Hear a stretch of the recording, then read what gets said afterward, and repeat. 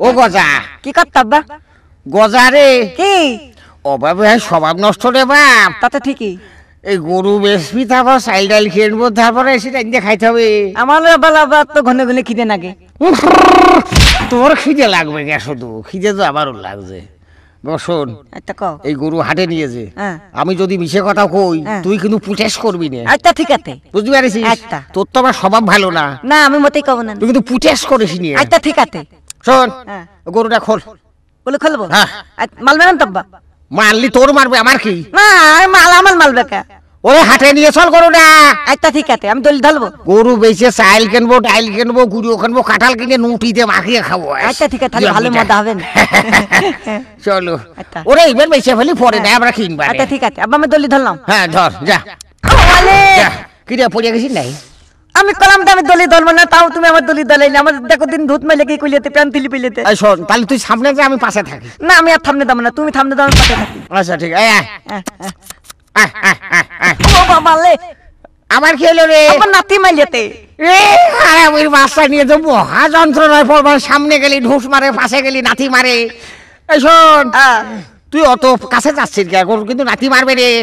তাহলে দলি দলি থাকলাম। তুই তো সামনে যা। আচ্ছা ঠিক আছে, তুই সামনে যে দড়ি ধর, আমি পিছন থেকে খেদাই। আচ্ছা ঠিক আছে আব্বা, খেদাও। হ্যাঁ যা যা। শালার গরু কি আমি বেচা, গরু বেচা লোক রে। গরু তোর যদি বেচতেছি, যা। আমি আবার কি করলাম? হ্যাঁ আচ্ছা গরুটা কত চাচা? গরুটা বাবু চাচ্ছিলেন 15,000 গো।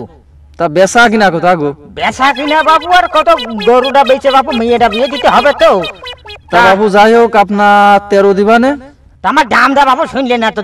তুমি আগে কইলে 13, তুমি আমার দামটা আপনি 15 চাইলেন। ও 15 আমি চাইছি বাবু, বুড়ো হয়ে গেছি তো, কিন্তু খেয়াল থাকে না বুঝেছো। গজারে কি করতে আব্বা? তুই সেমাই বয়, এই হাটের মধ্যে চলে আসি। আচ্ছা ঠিক আছে। হ্যাঁ আল্লাহ, গরুটার জন্য 6 সালের মতো বেশি বাড়ি যেতে পারি। ও চাচা। হ্যাঁ বলো গো বাবা, বলো। তোমার গরুর দাম কত? গরু নিবা তো লিবেরি তো আসলাম। সত্যি নিবা? বলাইতে আবার আইছি নাহি। যাক ভালো ভালো বাবু, আমিও বেসবো।